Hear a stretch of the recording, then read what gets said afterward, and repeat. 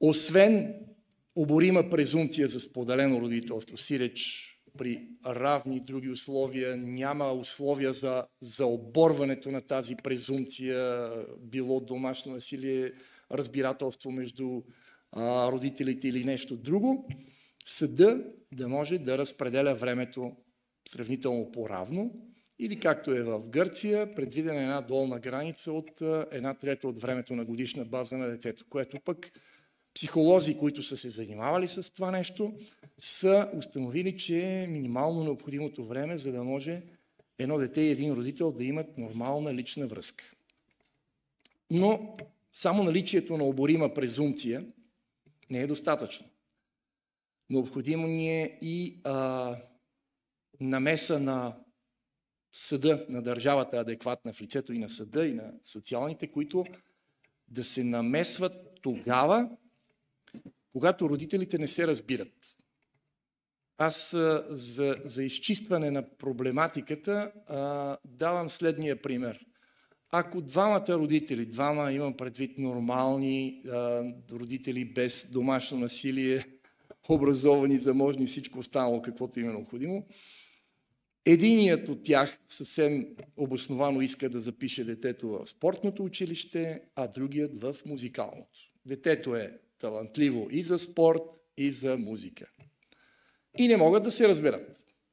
В момента съдебната система един такъв спор не може да го разреши.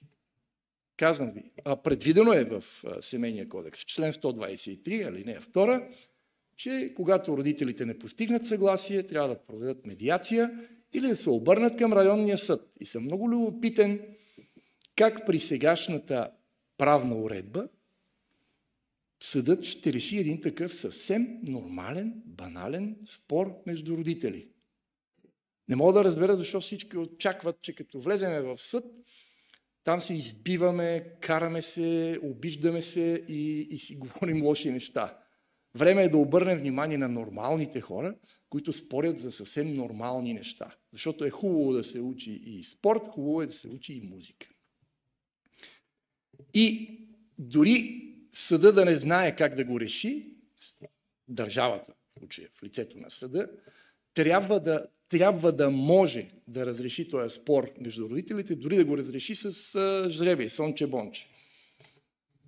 Сега съда не може да разреши този спор, защото представете си, ако е 15 август и все още родителите спорят, 15 септември е до един месец, съдебната система един такъв спор не може да разреши за един месец. Той не може да го разреши и за една година, не може и за 2, не може и за 3, защото процедурата се развива както е един общ исков процес, все едно спорим за някакъв имот или за някаква неплатена фактура, което ще завърши с така нареченото сила на присъдено нещо, сиреч това решение не може да се пререшава. В това накратко, много накратко илюстративно се състои неадекватността на съдебната процедура. Ние искаме да се създаде специално производство за родителски спорове, което да може адекватно да отговори на потребностите на родителите. Да има такъв механизъм в Гражданския процесуален кодекс, който да позволи тези спорове да се разрешават адекватно и на време. Ние сме го подготвили и ще запознаем публиката съвсем скоро с него. Останалите неща са борбата с родителското отчуждение и въпроса за произхода, но тях сега няма да ги разглеждам, за да не отнема времето на останалите. Благодаря. Благодаря на Пламен Борисов. Пак казвам, един от хората, които направиха страшно много да имаме законопроекти за споделено родителство. Маркирам един акцент от неговото изказване, че ни е необходима адекватна намеса на съда и социалните служби. Адекватна, повтарям. Намеса на съда и социалните служби за решаване на проблема. Заради проблемното правосъдие и заради едно от нещата, които сега ще ви покажем, това ще ви го покажем след малко, Европейска конвенция за правата на човека. Хайде де.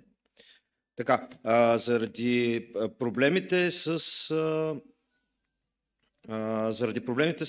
споделеното родителство, заради намесата на държавата в личните отношения в семейното право, имаме ситуация, в която България е осъждана 8 пъти.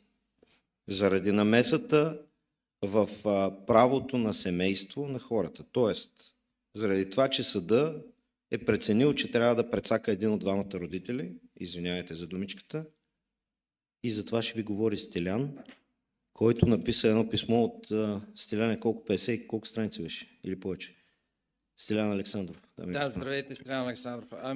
Мисля, че беше около 40 страници, които препращат с линкове към може би още 400, но това няма значение, важно е съдържанието, какво искаме да кажем.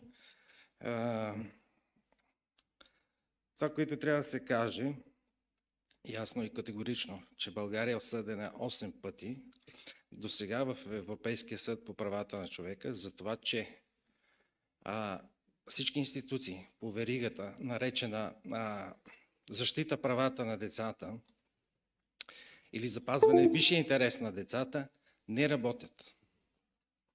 За съжаление, съвсем наскоро излезе статистика, че България е втората най-корумпирана страна в Европа, мисля, че след Унгария. В тези процеси какво е осъдил Европейски съд по правата на човека? Осъдил е така наречените социални служби, за това, че само изготвят един социален доклад, констатират и толкова. Не предприемат нужните действия съгласно Закона за защита на детето. Осъжда полицията за това, че идва на място, констатира, че съдебното решение не е изпълнено и отразява го в докладите си и толкова. Осъжда прокуратурата за това, че тя просто не желая да изпълнява законите. Осъжда българския съд за това, че съдът е задължен служебно да следи за децата, родени след брака. Той не следи. Това са констатациите. За съжаление, България е страната, която по статистика на Европейския съд по правата на човека, която е най-осъждана в този съд. И тук възникна въпроса, вие бихте ли си дали детето да бъде отглеждано от тези институции? Уважаеми родители,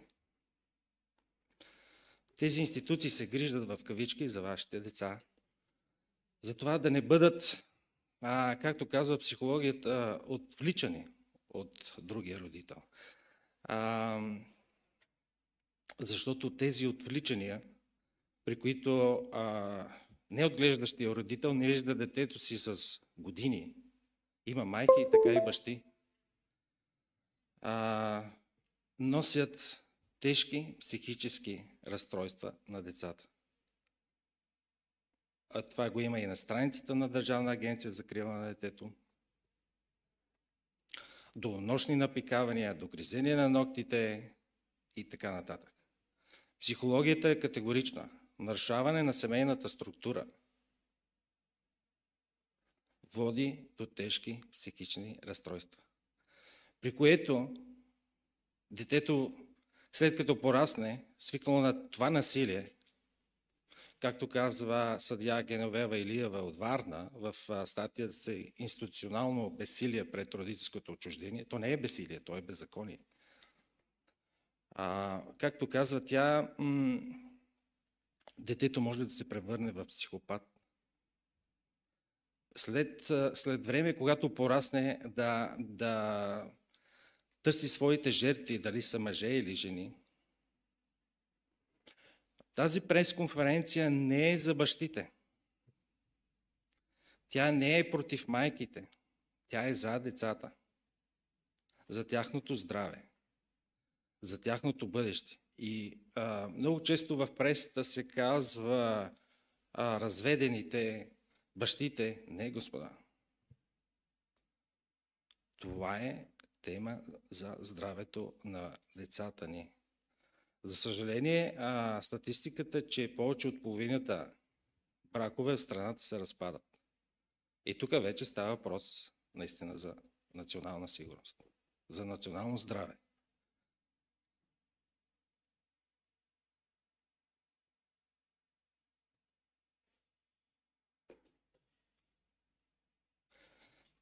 За най-ценното, което имаме. За смисъла на живота. Това са децата.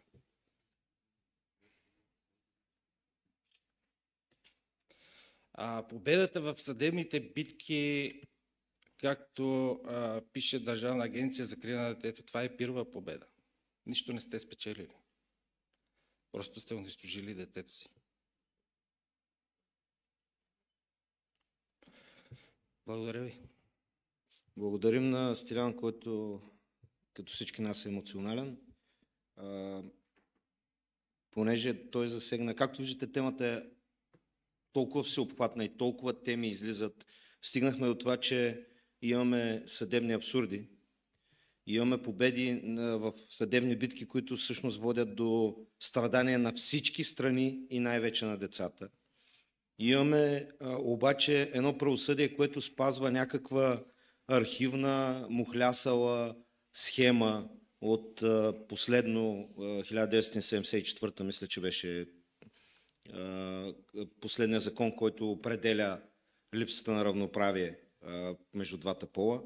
То не е закон, е постановление на пленума на Висшия съд от номер 1 от 1974 година, ако трябва да бъдем точни, който определя майката като по-добрия родител. Всъщност нещата много са се променили. Ние сме 40-51 години по-късно и света е съвсем друг. И тази мухлясала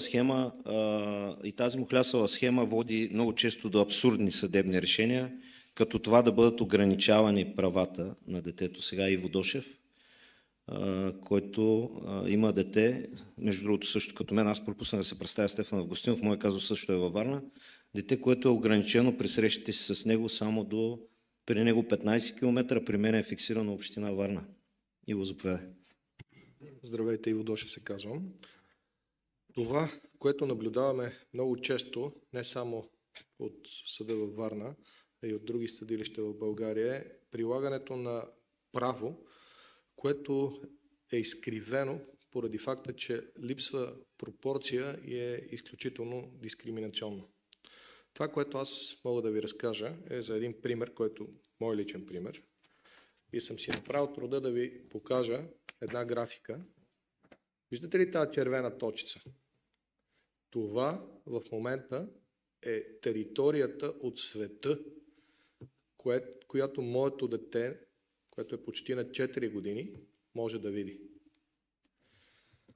В момента, в който детето навърши 4 години, територията се разширява. Само че аз живея в София. Детето ми, поради решение от районния съд във Варна, е лишено дори от правото да посети домът си в София. Яна има легло, в което никога не е спала в моя дом. Поради така стеклите с обстоятелства. Липсата на пропорция в прилагането на правото, липсата на идея за равнопоставеност между родителите е огромен проблем. Това, което в момента се случва в България, е по принципа победителят взима всичко. The winner takes it all. Тоест, отглеждащия родител взима правата върху детето. Не си представяте, че детето ми, както и децата на Стефан, нямат права да пътуват с другия родител. Имат. Неограничени почти. Но децата биват лишавани от възможността да прекарват време с родител и като локация, и като време. Друг огромен проблем е липсата на правоприлагане по отношение на родителското отчуждаване. Какво значи родителско отчуждаване? Има една много проста дефиниция какво представлява. И тя много елементарна. Когато двама родители обичат детето си или децата си, но единият от тях се опитва да прекъсне емоционалната връзка с другия родител. Тогава се случва родителското отчуждаване. И родителското отчуждаване минава през 3 етапа. Първият етап, той е най-наивният, да кажем. Обикновено отглеждащия родител започва да разказва на детето по отношение на другия родител, репутацията и така нататък, как се е стигнало до тук. Това е чисто етапа на едностранната комуникация. Вторият етап вече става по-опасен. Тогава детето започва да се страхува и заема страна в този родителски конфликт. Нарича се конфликт на лоялност. Детето започва да се чувства объркано по отношение на това какво точно се случва и усеща, че трябва да заеме позиция.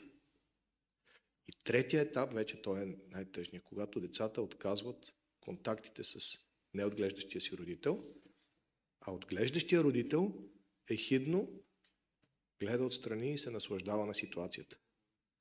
Това в последствие се оказва огромен проблем по отношение на психиката на децата. Много често те в последствие разбират какво са причинявали на неотглеждащия си родител. Често се стига до опити за самоубийства и други фатални изходи. така че това, както Стефан преди малко спомена, е проблем за националната сигурност.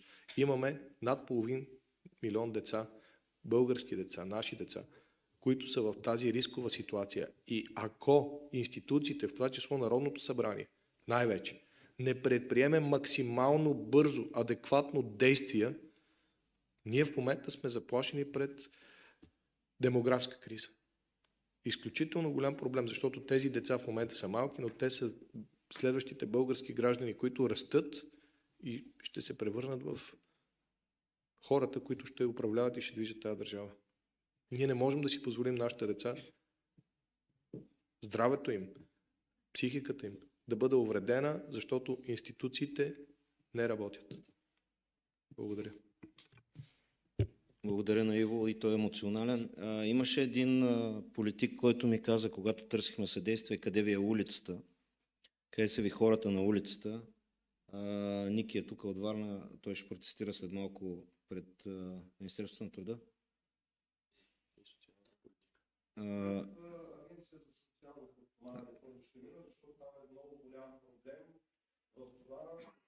Ако искаш, седи на микрофон да те чуят.